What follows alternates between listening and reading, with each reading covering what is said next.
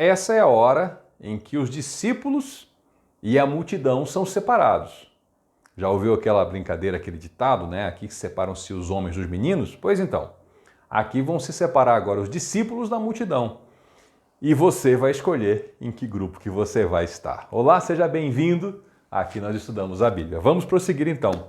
Estamos no Evangelho de Lucas, estamos no capítulo 9 e nós encerramos o vídeo anterior com o verso 18. Jesus, certa vez orando em particular com seus discípulos, ele perguntou: quem as multidões dizem que eu sou? E aqui a sua resposta agora conta muito. Quem você diz que Jesus é? É a partir também da sua percepção e da sua resposta que você se coloca como alguém que está com Jesus ou alguém que passa caminhando, vê Jesus, acha interessante, mas não é um de Jesus. Vamos lá então. Então os discípulos responderam o seguinte: alguns dizem que és João Batista. Vimos anteriormente, João Batista foi preso e assassinado por Herodes pelo crime terrível de ter feito o bem. Sim, injustiças acontecem, sempre acontecerão, desde que Caim e Abel terminaram a história em tragédia, e continuarão acontecendo até que o Senhor Jesus estabeleça o seu reino sobre toda a terra. Então, coisas terríveis acontecem com pessoas que fazem o bem. E algumas pessoas achavam que Jesus Cristo era o próprio João Batista, pensavam que ele tinha ressuscitado. Outros achavam que Jesus era Elias. Por quê? As multidões tinham, primeiro, elas tinham níveis de conhecimentos diferentes sobre as Escrituras Sagradas. E segundo, tinham níveis de conhecimento diferentes sobre a realidade daquele momento. Não tinha noticiário, não tinha jornal, não tinha internet. As notícias tinham que correr de boca em boca. Então, haviam pessoas que sabiam que Elias deveria vir antes do Messias. Isso foi cumprido com João Batista, que veio no mesmo ímpeto que Elias, que tem gente que acha que é o mesmo espírito em termos de encarnação. Já expliquei anteriormente por que esse pensamento está completamente errado, basicamente porque reencarnação não existe e porque Elias estava vivo naquele momento, então se ele estava vivo não podia estar encarnado em outro corpo, né? Então, tinha gente que achava que o Messias não tinha vindo ainda, então Jesus devia ser o precursor do Messias. Não sabiam ainda que ele era o próprio Messias, né? Outros ainda achavam que Jesus era um dos profetas do passado, que tinha ressuscitado. Houveram realmente pessoas notáveis como profetas, né? Aqui eu quero explicar um pouquinho antes de falar desses profetas, que o ofício de profeta, o título de profeta, ele se aplica a quem anuncia a palavra de Deus. Tá? Profeta não é um milagreiro, um vidente, tá? É quem anuncia a palavra de Deus. Então houveram profetas que simplesmente anunciaram a palavra de Deus, houveram profetas que anunciaram a palavra de Deus e fizeram também milagres, houveram profetas que anunciaram a palavra de Deus e tiveram visões do futuro. Então o ofício de profeta foi bem diverso. E as pessoas, vendo em Jesus Cristo alguém que realizava grandes feitos, associaram a ele alguns dos profetas do passado, daqueles profetas que faziam grandes milagres. Então aqui pegando alguns exemplos de profetas, nós temos, por exemplo, já que foi citado Elias, né? Elias, Eliseu, aquela linhagem profética que realizava diversos milagres, inclusive multiplicação de alimentos e isso tudo. Nós podemos pegar, por exemplo, o profeta Jonatas, que tem uma história completamente diferente como profeta, né? A história dele era anunciar para Nínive a sua punição, e aí tem uma história, é fantástica essa história, né? Ele pega um barco e vai na direção oposta, ele quer mais é que o pessoal de Nínive morra. E tem toda uma relação dele muito, muito intensa com Deus, com Nínive, com aquele povo, mas não tem relato de milagre ali. Mas o povo olha para Jesus e pensa assim, ele deve ser um daqueles profetas que ressuscitou. E o Senhor dá para os discípulos assim, certo, e vocês? O que vocês dizem, quem vocês dizem que eu sou? E aqui preste muita atenção, porque quem vai falar agora é Pedro, Simão Pedra, Simão Rocha, Simão chamado Pedro. Ele dá uma resposta curta, simples, maravilhosa, que 2000 anos depois eu e você estamos lendo e dizendo amém. Ele responde, o Cristo de Deus. O que é o Cristo? É o escolhido, é o Salvador, é aquele que foi separado, ungido por Deus. Ungir é colocar óleo sobre, tá? Se fazia isso sobre reis, profetas e escolhidos especiais. Você é o escolhido de Deus. E Jesus, então, advertiu os discípulos severamente que não contassem isso a ninguém. Aí talvez você fique assim, peraí, mas ele veio para anunciar o Evangelho, ele não queria que eles anunciassem que ele era o próprio Evangelho? Sim. Por quê? Porque havia um problema de percepção na multidão. As pessoas, lembra que eu falei que tinham níveis diferentes de conhecimento? Havia um problema sério, inclusive entre pessoas instruídas nas Escrituras, que entendiam completamente errado quem era o Messias. Naquele ponto da história, muita gente achava que Messias era igual a um general que ia organizar um exército, mas estou falando exército literal, assim, pegar espada, lança, escudo, organizar a linha ofensiva, a linha defensiva, tomar cidade, matar gente, esse tipo de coisa. E aí virar o rei de Israel e ia governar Israel para sempre, nesses termos. Então, não é hora para sair anunciando, olha, está lá o Cristo de Deus, porque as pessoas dizem, legal, chegou o general, vamos lá afiar as espadas que chegou a hora da carnificina. Era isso que muita gente estava pensando. Então ele não queria que fosse anunciado por isso, porque precisava ser corrigida a percepção do povo sobre quem era o Messias. Isso só aconteceu de fato depois da ressurreição. E infelizmente ainda hoje tem gente pensando no Messias nesses termos. Ainda tem gente esperando o Messias achando que vai chegar um guerreiro que vai estabelecer na base da guerra o seu messianato, né? E não entenderam porque qual é a confusão? Ela tem causa, tá? As profecias do Antigo Testamento sobre o Messias, elas falam de dois períodos messiânicos, o primeiro e o segundo. O primeiro foi esse que aconteceu, e as pessoas estavam com o olhar direto no segundo. No segundo vai ser guerra, só que não vai ser guerra em termos humanos. A guerra dele vai ser, a Bíblia fala que vai ser com um sopro da sua boca, ele vai eliminar os exércitos inimigos. E isso é isso mesmo, é guerra no sentido de realmente estabelecer a sua vitória, mas isso é na segunda vinda. Na primeira ele veio para anunciar o Evangelho. Então tinha essa confusão toda. E o Senhor advertiu eles severamente que não contassem isso para ninguém. E aí você? Qual é a sua resposta? Quem você diz que Jesus é? Um personagem histórico interessante? Um exemplo a ser seguido? Um modelo de conduta? Um bom homem? Ou para você ele é o Cristo de Deus?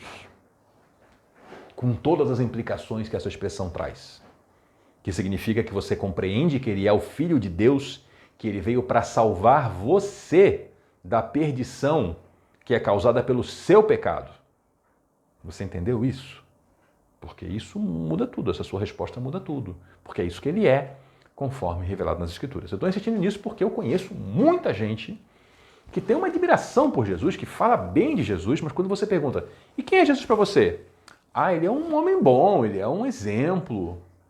Não vem aquela resposta boa. Ele é meu Senhor, ele é meu Salvador. Aliás, muita gente nem acha que precisa de um Salvador. Acha que precisa de um guia. Não, salvação não. A gente vai melhorando, a gente vai evoluindo, a gente vai crescendo e um dia a gente chega no céu. Precisa ser um Salvador. Precisa, porque é isso que a Bíblia diz. Então, o Senhor seguiu explicando para eles, né, essa história, ó, não saiam falando que eu sou o Cristo de Deus.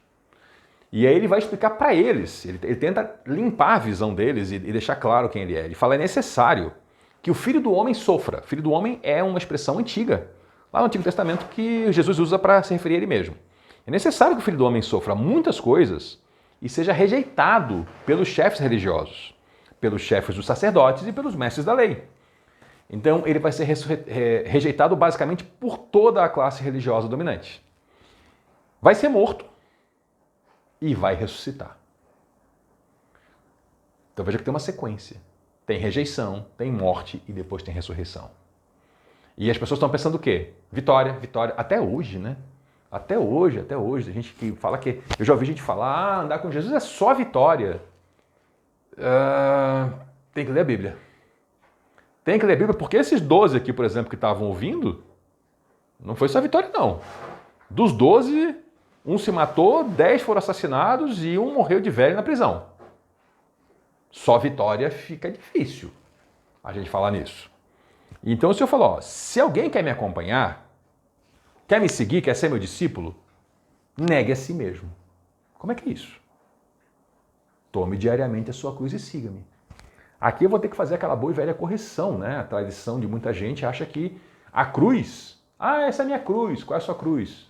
Eu tenho uma doença, eu tenho alguém na minha família com problema, eu nasci numa região muito pobre, enfim, acha que cruz é uma dificuldade. Pergunta para o pessoal que leu isso aqui e deixou seus relatos escritos, o que era cruz para eles? Cruz era instrumento de morte, era onde se era executado por um romano. Então, quando Jesus falou assim, quer me seguir, pega a tua cruz e me segue, quem ouviu isso e quem leu, pensou assim, é para morrer com ele. Ele acabou de falar que ele vai ser assassinado, que ele vai ser morto e vai ressuscitar. E ele falou que para eu seguir, eu tenho que pegar minha cruz e seguir ele também. Quem é que carrega a cruz aí, nesse mundo, nessa época aqui? Quem estava indo ser executado.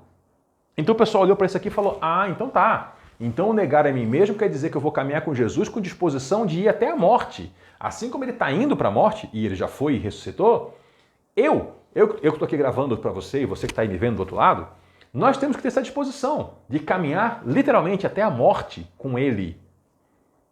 Negar nós mesmos, negar as nossas vontades. Quer negação maior do que negar o próprio direito à vida, abrir mão disso por causa do Evangelho? É isso, não é uma dificuldade da vida, não é uma dor física que você sente. Carregar a sua cruz é estar disposto a ir até a morte com Jesus. E essa turma aqui foi. O pessoal que estava nessa cena aqui, eles foram até a morte com Jesus. O pessoal que leu essa história aqui no século I, eles foram até a morte com Jesus. E muita gente ao longo da história caminhou até a morte com Jesus. E aliás, para a gente ter esse livro maravilhoso nas mãos hoje, que é tão fácil, né? A gente vai na livraria e compra, ou compra pela internet, ou baixa no celular. Muita gente literalmente morreu para preservar esse livro. Houveram eras macabras contra o cristianismo e as pessoas, para preservar a Bíblia Sagrada, muitas vezes deram suas vidas. Para que eu e você pudéssemos agora estar aqui sentadinho, no nosso conforto, né? Na nossa internet, estudando a palavra de Deus. Então isso aqui é sério, gente. Isso aqui é muito sério. E aí eu pergunto de novo, quem é Jesus Cristo para você? É alguém que você segue até a morte ou um cara legal? É alguém interessante? O Senhor segue e fala assim, quem quiser salvar sua vida vai perder. E quem perder sua vida por mim vai salvá-la. Qual é o significado aqui? Quem abandona Jesus para salvar sua vida, perdeu a vida eterna. Agora, quem perde essa vida para honrar Jesus, o Senhor resgata essa pessoa. E essa pessoa tem a vida eterna. O Senhor falou, o que adianta o homem ganhar o mundo inteiro e perder ou destruir a si mesmo? Hoje, eu acho que mais do que nunca, a gente está vendo pessoas ganhando o mundo inteiro. É só você abrir qualquer canalzinho de internet e tem ali anúncios e mais anúncios de como ganhar o mundo inteiro. Hoje se fala muito em quê? Sucesso e celebridade. Celebridade no passado era alguém que era celebrado por ter feito alguma coisa. Então ele era celebrado por um feito. Hoje celebridade é celebrado por nada. Tem gente que é famoso por ser famoso só. O que faz essa pessoa? Ela é famosa. Então se pensa em sucesso nesses termos, aparecer, ter gente que lhe aplaude, que conhece, sabe o seu nome, o seu apelido, que, enfim, você passa na rua e diz, lá vai fulano, se pensar isso como sendo o alvo da vida. E o Senhor pergunta, o que adianta ganhar o mundo inteiro e perder a sua alma? Ou destruir a si mesmo, como muitas pessoas estão numa rota extremamente autodestrutiva. Extremamente autodestrutiva. O século XX, ele é recheado de tragédias biográficas pessoais, de gente que foi artista, astro, atleta, político, cantor, músico, enfim, pessoas que foram proeminentes e se destruíram literalmente, alguns com uma bala na cabeça, alguns pulando de um prédio, alguns com overdose, enfim, acabaram consigo mesmo. O que adiantou ganhar o mundo todo e se perdeu, se destruir? O Senhor segue, se alguém se envergonhar de mim e das minhas palavras, o Filho do Homem se envergonhará dele quando vier, em sua glória e na glória do Pai com seus santos anjos. Aqui ele está falando da próxima vinda dele, quando ele voltar a esse mundo em sua glória, na glória do Pai com seus santos anjos. O Senhor fala, você se envergonhou de mim, eu também vou ter vergonha de você. Não tenha vergonha de Jesus Cristo, assuma a sua identidade cristã, assuma a sua fé, assuma que você não quer mais andar chafurdando na lama do pecado com as pessoas que você andou. Assuma isso, tome postura. Não tenha vergonha do Filho do Homem. E ele não vai ter vergonha de você também. Garanto a vocês. Agora aqui, ele está fazendo uma transição, que nós vamos ter que pegar isso com cuidado. Garanto a vocês que alguns que aqui se acham de modo nenhum experimentarão a morte antes de verem o reino de Deus. E essa frase aqui, quando a pessoa para de ler o texto aqui, quer ver na minha Bíblia? Minha Bíblia tem o texto em vermelho, palavras de Jesus, e em preto as outras palavras da Bíblia, né? E ainda tem uma separação aqui de texto, e a pessoa lê até aqui e para, e fica pensando assim, mas não morreram? Como é que eles iam ver o... E a interpretação sai errada porque a pessoa não lê o resto do texto.